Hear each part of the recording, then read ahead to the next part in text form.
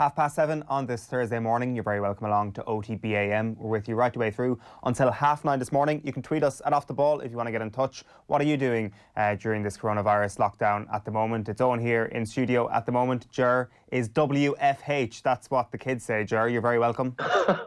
I don't know what that means. What does that mean? Working from home. Ah, okay, sorry.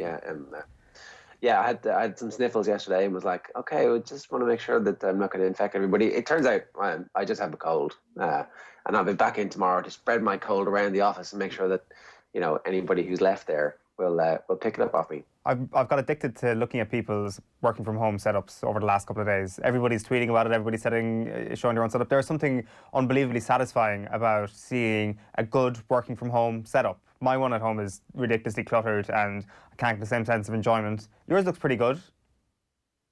It's grand. The Wi-Fi was so bad that I'm now on 4G and I'm much more confident in the 4G working than the Wi-Fi, which doesn't seem to make any sense. I just did a test on my laptop there and it's not great, you know, for it being 2020. And I had to borrow a table from my sister. She had to leave it outside her house. I had to go around, pick it up, not speak to her properly. And also I have like 3 kids who are about to wake up when they hear the sound of my voice. We're going to burst in and be like, wow, what's going on here? Show me this. I want to be on. So well, the whole BBC News thing, that's been done and replicated and done again over the last few years. So they really need to do something extraordinary to even make a mark on our lives this morning. Exactly, it's passé. It's cliched at this point. What are we, like day 2 of this thing, and everybody's already done it. So, what day is it? I mean, what's ground zero day for this? When did this start? Oh, good question. I don't know. Even when it comes to today's day, I'm not quite sure. I said Thursday at the top of the show. I'm only 80% sure that today is in fact Thursday. Yeah. It's just like an accelerated version of Christmas, where people who are lucky to be around loved ones are probably now sick of them. And also we just have this confusion of what day it actually is. So it's strange. But 4G, that's great. So what are we, 7:33? It's going to be just Eoin with you for the duration of the morning because that 4G will inevitably give up. There's tons to get into here. I say tons relatively speaking. There's actually a few stories that have kind of been keeping us going over the last couple of days. Padraig Harrington has been speaking to Off The Ball and chatting about the Ryder Cup, hopes it goes ahead this year safely, and if it has to be done behind closed doors, no fans in the golf course, then so be it. But it's interesting, we were just chatting about what he's been saying about coping with adversity. It's something that he was also speaking about on the show last night. He's been saying stuff like, definitely talk to people, getting it off your chest is definitely a good thing when I'm stressed, like talking about limiting social media, watching one news programme or reading Twitter for 20 minutes is probably enough. Do whatever you can with your family and get away from it. Like, this is the sort of messages that are kind of important to be coming through from sports people at the moment, not just updates on where their sports are at. Yeah, like I'm always in two minds about this. Should people be as informed as they can be and be widening from as many sources as they possibly can? I would argue yes, that like knowing what's going to happen will make what happens when it happens a bit more normal. Like when we see, or also give us a bit of hope if we're actually outperforming what was expected. Like, for example, the number of cases yesterday was lower than the 30% increase that we had been modelling off, and that the models had been where you're going to get to your 15,000 Ireland cases. So is it better that people know that and they're like, actually, you know what, some of the interventions that we're doing seem to be having an impact? Now, it's very early on, all that's caveated, but like if stuff is having an impact, then is the mental health of the nation going to be like, oh, hang on a second, you know, actually, if we do all work together and we do all continue washing our hands and if we do all maintain our social distancing, that actually that's going to have an impact. Would you rather that than blissful ignorance? I would probably prefer that everybody was as informed as they possibly can be. But that doesn't mean sitting endlessly scrolling, because certainly for the first 3 or 4 days of this, I was like on the phone going, oh, Jesus, oh, Jesus, oh, Jesus. And that's not good for anybody either. No, it's not. But like, is that what your reaction actually is? Is it not just a sense of afterwards, after you put away the phone and then an hour after it all kind of sinks in, you're like, I've consumed a lot of coronavirus content today. I have seen a lot of grim figures from all around the world, from all around the continent, and now it's all kind of sinking in. I think, thankfully, especially when it comes to local news at the moment, we're still scrolling through things and it's only getting worse at this point. It hasn't got to the point of, we haven't reached an nadir yet. It's going to happen, unfortunately, and at that point, when you start scrolling through your Twitter feed, when it comes to local news, it's going to be horrendous. But right now it's kind of like this warning, this shadow in the foreground that is coming our way. And I don't know, there's something about it that kind of just sinks in after a little while when you put your phone away and when you're having conversation and it's just there in the back of your mind. I don't know, it's not a healthy way to be, but I'd be with you on the being as informed as possible because, as you say, if there is a slightly positive figure or better than our estimations figure, then it's going to cause a little bit of hope. It's going to actually give a bit of an upturn in the mood, you would suspect. Yeah, and look, I don't know how important that is because ultimately, as we all know, the worst is still to come of this, and if the worst is as bad, or like if we're talking about a margin of a couple of percent here or there, it's still an absolutely devastating impact on people's lives and where we go to in the future. So look, we're all groping around in this to try and find some way of dealing with it, and Harrington's, like spend 20 minutes on social media, watch one news program is as good advice as I've seen from anybody. And also the bit about talking to people, that is hugely important. As I said, there's a bit happening this morning in terms of the world of sports administration trying to plan for what happens over the next few months. At the Premier League, they're going to hold a video call today with clubs to discuss their next steps in adapting to the coronavirus pandemic. So completing the season, they say, is a priority, but this won't happen until at least June. So, of course, the Euros have been pushed back to Euro 2021. That will possibly free up some calendar space this summer to actually finish the season. Cancelling the season, ending the season now and awarding Liverpool the title and playing matches behind closed doors are other options believed to be on the table. Around 10:30, I think, this morning, the Premier League clubs are on that video call. Meanwhile, in the GAA, they're meeting to discuss how their calendar is going to be altered. Connacht Senior Football Championship match between New York and Galway, that's been postponed. That was set for the Bronx on May the 3rd. That will not be happening then. Horse racing will continue in Ireland behind closed doors. It's one of the big stories across the newspapers this morning. The industry, though, is going to follow strict government protocols around social distancing and sanitisation. No overseas runners will be permitted, and the policy will come under a daily review. There's going to be no clashes. There's going to be one meeting a day to lessen the burden on the emergency services as well. As we mentioned at the top there, European Ryder Cup captain Padraig Harrington says that as things stand, the matches between Europe and the USA in September are going to go ahead right now. Like every sporting event, that is subject to change. And finally, very sad news, a snooker legend Willie Thorne has announced he's battling leukemia. The 66-year-old broke the news on his Twitter account yesterday and will receive treatment in Spain. Let's tell you what's coming up this morning on OTB AM. As I say, we're with you until 9:30. The sports page is coming your way in just a moment. Phil Egan will be with us after 8 o'clock to chat through that meeting with Premier League chiefs this morning and to chat a bit more about football. Irish in the AFL then will be coming your way at 8:20. Nicholas Walsh is on the ground over there. The season set to start in an hour's time, remarkably, behind closed doors. The sports news coming your way at 8:35. And then the Classic Game Club at 8:45 this morning. It is Celtic against Rangers. It is from August 2000. It is that famous 6-2 game. So Stephen Doyle and Enda Call will be with myself. We've been watching that back over the last couple of days. So that's coming your way at around 8:45. Before all that, it is time for the back pages. OTB AM. Let's start with offtheball.com. Padraig Harrington leading the way this morning. Harrington would back safe Ryder Cup behind closed doors. In fairness, it does seem to be in that spot at the moment where you can possibly make a case for sport to have resumed at that point. There's not the Olympic level of stress with regards to qualifiers or building up to the event, same as was the case with the Euros in terms of getting playoffs played. So it is a standalone thing. It is at the end of the summer, so there is a possibility. So he's backing a safe Ryder Cup behind closed doors.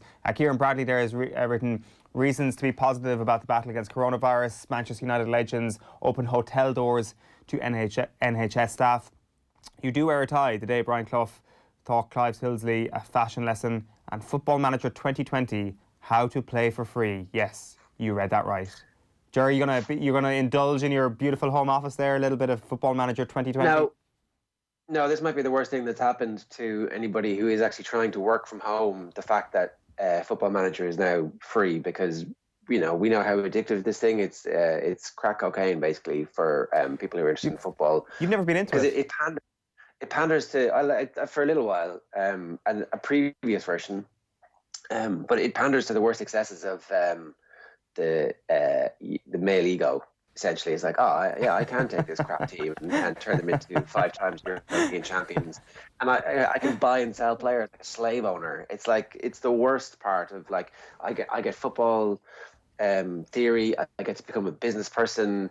I was no good at actual football, and here I am, king of the world. And so obviously Nathan Murphy very good at it. I mean, QED. Well, the thing is, you're not even good at football in this fake life. You're just good at picking a football team. So, like, it's not like FIFA, who at least I can say, well, I've actually got skills. To be fair, to go back to my Olympics London 2012 video game, it's not as sad as me being excellent at weightlifting on the Xbox, like thinking I'm the strongest man in the world, but on the Xbox. That was probably not as sad as that. I would definitely say Football Manager is less sad. Was the weightlifting down to your finger ability? Yeah, it was. Yeah, and I'm proud of that. Like, hey, look. Not everybody can have those skills. The Irish Independent this morning is leading with the League of Ireland. June deadline for LOI return, or season may be written off. Dan MacDonald reporting this morning that the League of Ireland will resume by June, or clubs will have to consider scrapping the current campaign and starting afresh with a new campaign that would run through the winter, which would be an interesting thing. I wonder, would it be something that they might keep up for future seasons, to actually go back to playing the season over the winter. Players open to summer finale, meanwhile. Rory O'Connor saying that Ireland's players would be willing to play deep into the summer if it meant finishing the 2019-20 season. This is according to Simon Keogh, Rugby Players Ireland chief. So interesting to see what happens there with regards to the rugby season. Best case scenario is rescue some element of the 2019-20 season, is what he says. You've got Conan Byrne there pictured on the back of the Irish Independent after walking the distance for the Irish Cancer Society yesterday, and that story once again about Horse Racing Ireland. Irish racing will continue behind closed doors, writes Michael Verney. Onto the Examiner this morning, and here the back page story is an interview with Eoin Callaghan. The script's been torn up. No one's ever experienced anything like this. Cork dual player Eoin Callaghan has reiterated the message to follow the advice of medical professionals. He's talking about how our life has changed ultimately into the future. The simplest thing in the world, just shaking hands, is something that we all crave now. If you think about a game, the simple act of shaking hands with your opponent beforehand, gone. Never mind just pitting yourself against another player. And he's talking about mental health issues as well. So this was a bunch of GPA and WGPA pushed out stuff on social media, and I know SuperValu did with their GA ambassadors as well. He's saying normally at this time of year you're talking about the switch to the club championship probably, and who to look out for, who's going well. That's so irrelevant now, so far down the pecking order that it's not even funny. And then there's a piece by Sean Kelly as well, which is pretty interesting, about what might happen in the championship this summer. It's a knockout throwback championship may be needed. So, if we could play for an 8-week period at some point before the end of the year, what's the most important thing to play? Would intercounty matches, straight knockout, old school championship matches on a Saturday and Sunday, Friday night, Saturday, Sunday? Would that be the worst thing if there was like a little festival of GAA at the end of the season? No, absolutely not. I think Sarah Farrell's been calling for something similar as well in the Irish Independent this morning, that there is this, I guess, hope that if you get it played, just go back to playing it full knockout. Now, Sean Kelly is actually suggesting throw all 32 teams into the pot and just make it an open draw, and then maybe the first round losers can go into the Talton Cup, for example. You might need to seed it to ensure that you don't have a kind of a heavyweight draw in the first round, and that somebody stupid is going into the Talton Cup and will hammer everybody if they lose their first round game. But it's not the worst idea in the world, especially if we're under time constraints, and we all know that it's as good a solution as the provincial championships, which are far more unfair. But then the provincial councils will say they will want to get their provincial finals played and all that sort of thing. When you think about what Harrington said, the whole point about him saying that he would rather have the tournament go ahead in September behind closed doors than play it next year behind a full audience, it was, obviously he was saying that after all the health and safety issues have been worked out. The point was that we need a distraction more now than ever, and at some point, hopefully, we're going to start thinking about what that distraction is going to be. And like if there are sports that can continue, or if there are sports that can get back up sooner rather than later, that would be amazing. Right. Like, is it possible that the NBA, given that teams are so small and that, you're talking about 10 or 12 people in quarantine, and then a skeleton crew to televise it? Is it possible that all those people, given the potential outcomes, could somehow be quarantined away and could travel safely as groups? Like, is it completely ridiculous to think that in a short period of time we could be looking at matches behind closed doors? Because let's face it, we would take anything at this stage. Yeah, like it's interesting on the NBA thing. Like, one of the issues had been around travel, and I was listening to Bill Simmons make the very valid point that why don't you just let the local television stations run your ABC broadcast or whatever for the night. That way you wouldn't have to take a whole team of broadcasters flying across the country. And like, when it comes to the ABC or ESPN broadcast, that's a lot of people. So just let the local broadcasters do it, put a little local slant on it, let the essential players, and all the players are essential obviously, so all the players and the essential staff into the building and try and do a very stripped back version of it. I think that would be possible because, as you say, it can be a small enough sport when it comes to personnel. When it comes to the GAA, do we have more hope, and maybe the League of Ireland as well, that it's an Irish competition, that once we're back on the right path in this country, this will probably be the first thing to happen? Like, we were kind of having this conversation yesterday, that the Euros just seem like such a fanciful notion because it involves so many different countries coming together and being in a safe position. Whereas if we're feeling like we're okay in Ireland and we're okay to have these gatherings, the GAA can probably start before we'll have Premier League back on our screens, I'd imagine. Or a crowded Premier Leagues. Well, I say that, but like, they're meeting this morning to talk about a potential summer league. So, but let's face it, with the money involved in the Premier League, with television money, there's probably more of an incentive for them to get underway first. Yeah, I do. Like, again, obviously this is assuming that it's safe to do so. The value of having something for us all to watch and talk about, and even if it is in a stadium that has 150 people in the stadium, because that's the limit, and then you grow. Like, we don't know how this is all going to play out, but you can see the value for the psychic benefits of the country of having something to distract us. Have you seen the WWE videos in empty arenas? No. What are they like? You just 100% just watch them back. It's a huge, like, everything is based around the theatre, like a wrestler going up to the crowd and telling the crowd about how they're going to beat up the person in the ring beside them. So they still do that thing, except they're talking to nobody in the arena. So there's like definitely a comic value to it all, which is kind of hilarious. But I think wrestling's actually pressing on. Have you watched the marble race? Yes, twice. Because I actually kind of forgot what happened the first time. I thought that the green one got, like, first time I watched it, I was like, well, clearly there's going to be a big twist here. This green marble at the front is obviously going to get beaten, but it doesn't. Was everybody just interested in who finished second? Like, there's not even a twist at the end. Well, I mean, it's very long. It's about 3.5 minutes. I'm like, hang on a second, what? So I watched to the point where the green marble fell behind, and then in the comments, it became clear afterwards that he had actually won. So I was like, well, I'm not going back to that now. What? I mean, somebody spoiled it for me. So I thought the green marble did win.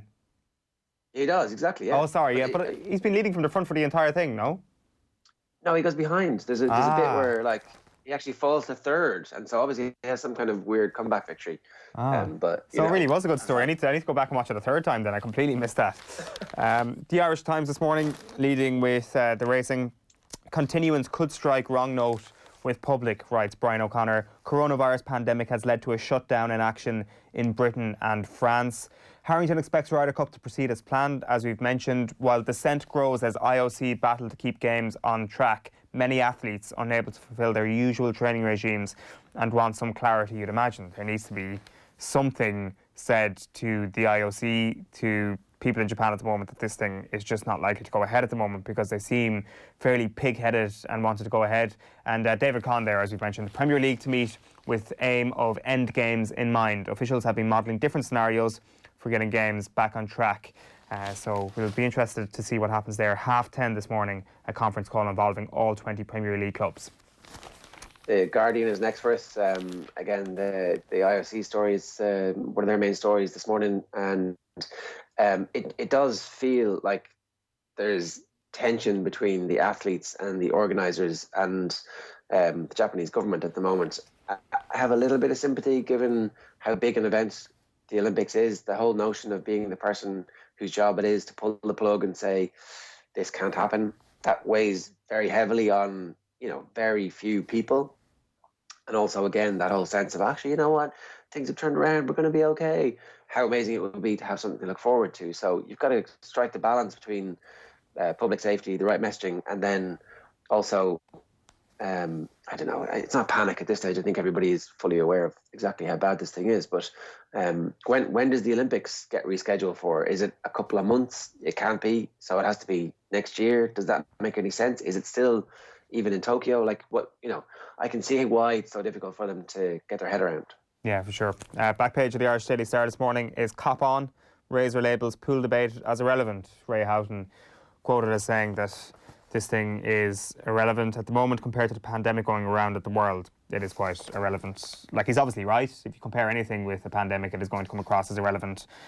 Separately to it, I'm sure that Liverpool winning the Premier League is high up in the priority list of the lives of Liverpool fans right now. As I say, if you start comparing these two things, it's always going to seem like a small deal, but it's going to be an important deal when it eventually happens for Liverpool to them.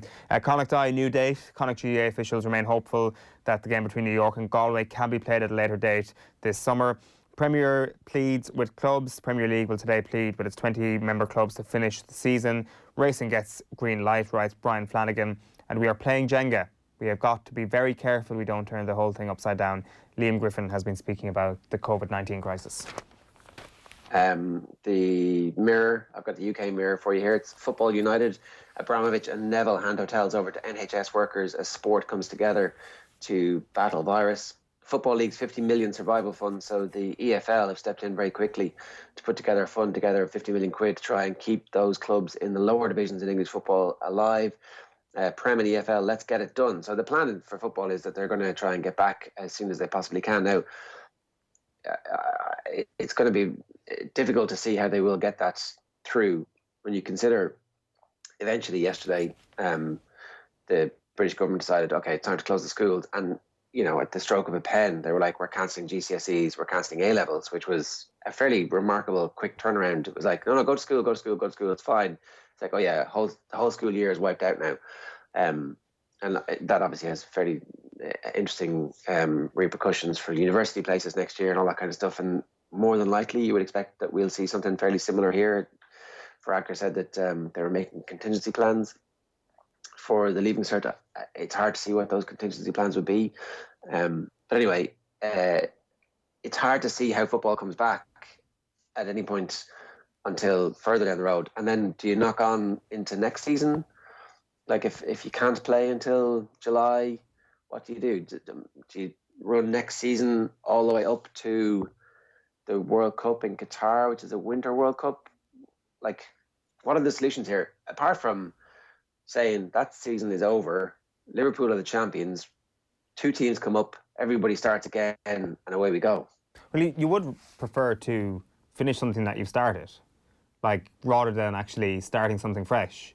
So I would have thought that the priority has to be to conclude this season and get next season started at some point. Now, it'll end up kicking the season back. As you say, we might actually end up losing a full season of football at some stage, but it'll roll into the Qatar World Cup. So they're lucky in that regard, FIFA, that this is actually the Qatar World Cup is the next one up. That pushing things back into the winter means that Premier League clubs would actually have a nice break running into the Qatar World Cup. So I think we will lose the season. I think it's very, very hard to get everything played. I think it's the lead up to that 2022 season, isn't it?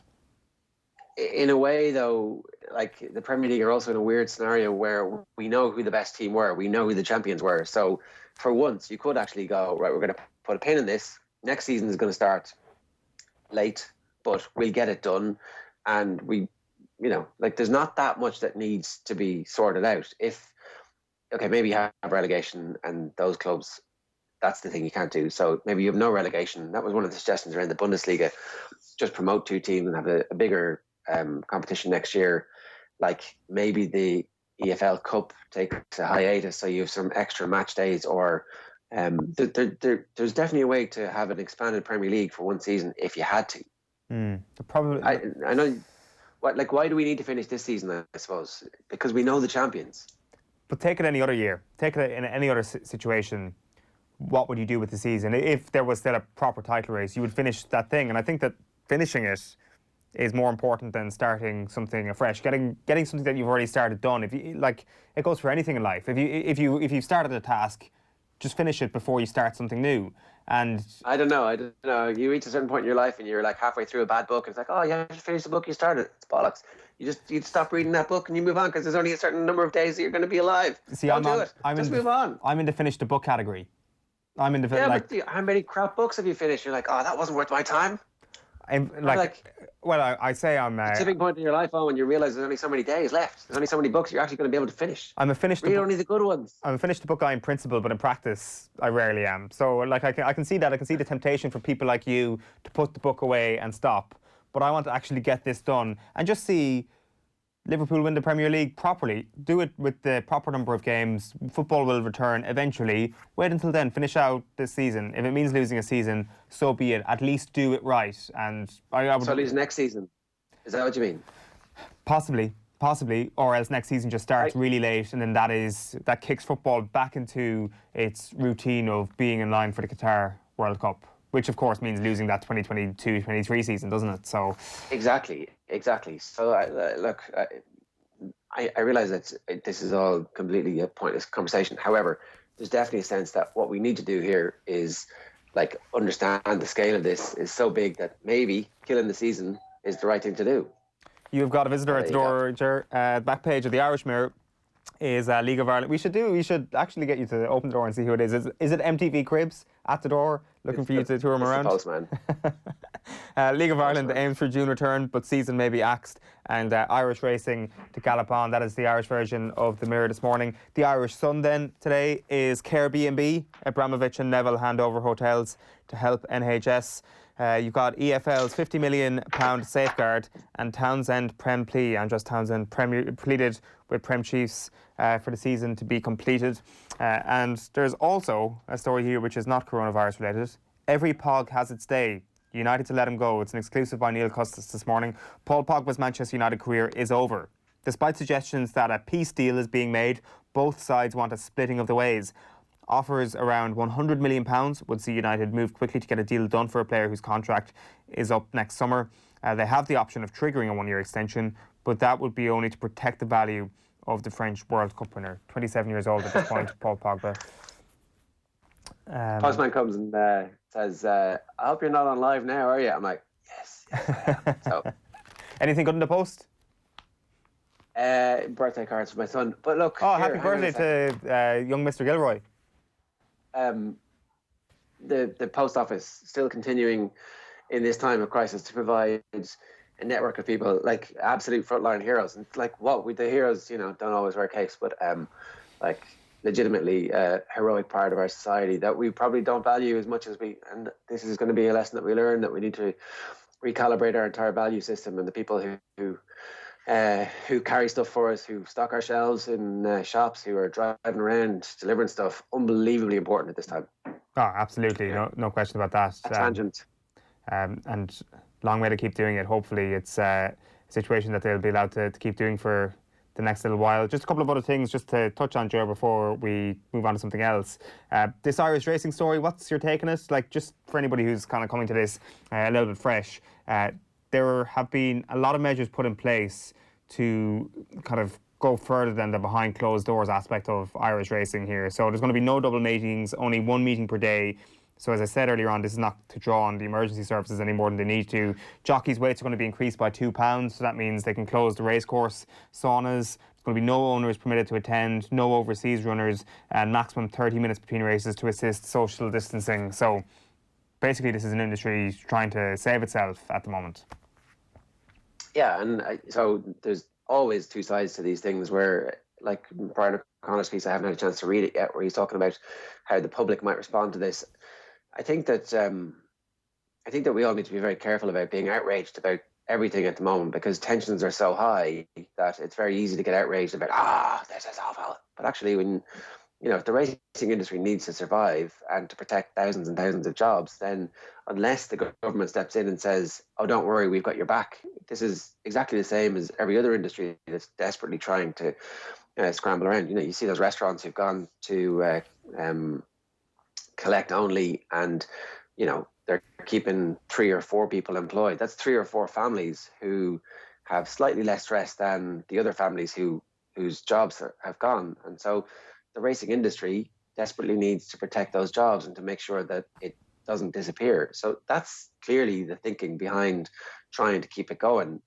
If there is a knock-on impact where we all sit around and watch a bit of racing, like, how bad is that? On the other side, they absolutely have to make sure that it's completely safe for everybody to be taking part in it. Like Wayne Rooney's piece last week about the footballers being guinea pigs. You know, it would be very easy for somebody to go, oh, I'm not happy about this. And if people aren't happy, they should be allowed and not punished retrospectively or down the line for not taking part in racing. But you do feel that, like, there's a society in racing where the instinct is to look after each other, and I have a great hope that that's actually what's going to happen in this instance, that, you know, they do get their house in order and they can continue for at least a little while to try and keep the industry alive. And I don't know, like, yeah, I can see why people are going to criticize this and go, there's no reason for this to be happening. But again, at the same time, like, you know, people are still going about their working lives.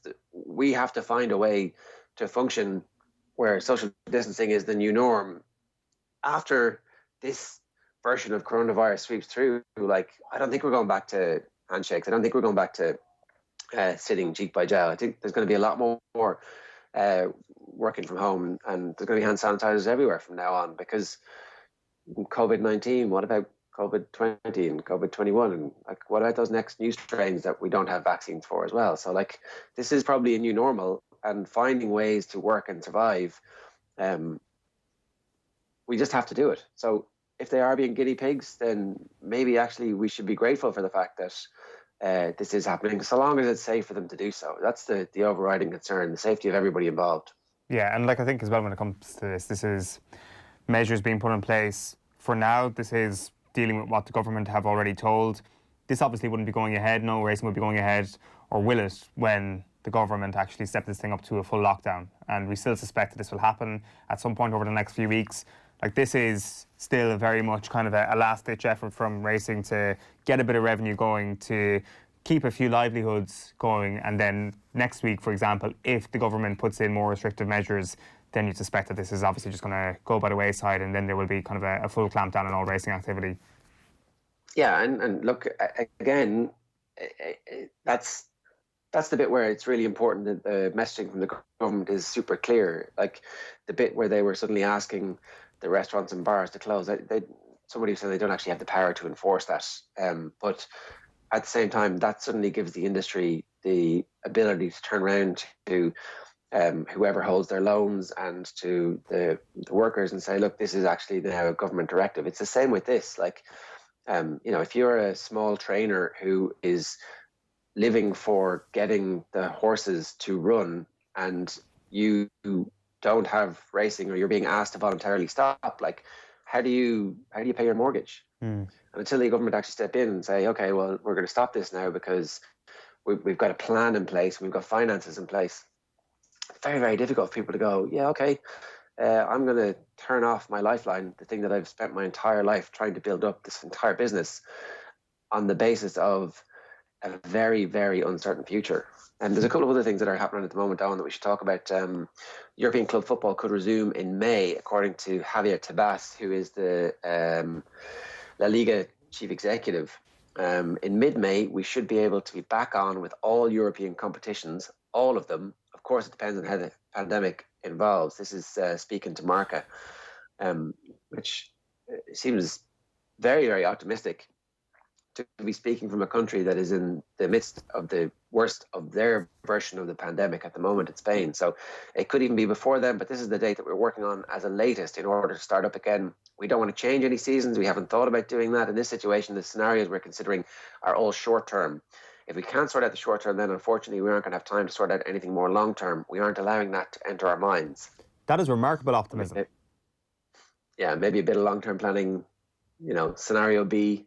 I presume this is what he's saying to the media, and actually they have a plan for this entire season to collapse and for next season to start at some point. You have to assume that they do that, because the point you make about like European football, how are they going to do this? Can they do it remotely? Can they do it virtually? They can't. They have to fly a team from England to Spain and from Spain to Germany, and that's just not going to happen. Like, we just know that that is not going to happen. Flights are going to be grounded at that point, and for this to be starting again in May, does he mean like he's saying middle of May? I mean, I think that's like when you look at everything that's happened in Spain in particular. Even if you take La Liga, even if just their own domestic league by May, I think that's an unbelievably optimistic view. Like I guess though, if you are running a football league and you have said football is suspended until X date is always going to be April at this point. So maybe you do have to actually give that message to say we actually fully believe in what we're doing right now, and maybe it allows teams to perhaps go back out training. That even just seems weird at this point that someone would suggest that. Like it just seems far more safer at this point for a league organisation to actually say, well, actually we're going to write this off until the middle to the end of the summer, and that way you don't need to worry about training. Like it's something that, like I saw the Kerry County Board come out and say recently yesterday, that there will be a period after the fixtures are announced. There will be a period then of grace for you to actually get back up to speed. Like I think that there is certainly a situation with a lot of teams in a number of different sports where they're unsure of when they will be back, and therefore they're unsure if they should go out and actually train on the football pitch, which is quite dangerous at the moment. Sorry, that story up on offtheball.com if you want any more details on it.